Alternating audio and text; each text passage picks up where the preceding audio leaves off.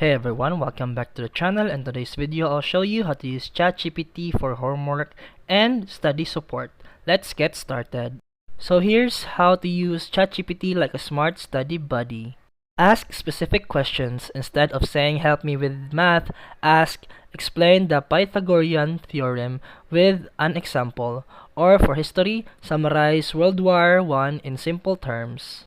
Use it for practice. Need to review? Ask quiz me on the human digestive system, or give me 5 sample essay questions about Romeo and Juliet.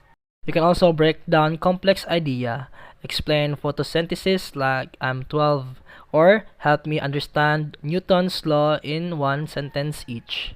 And if you need help organizing, you can say create a 3-day study plan for my exam, or turn this long paragraph into a bullet point summary. And that's it for today's video. If you found this helpful, please like and subscribe for more videos. See you in the next one.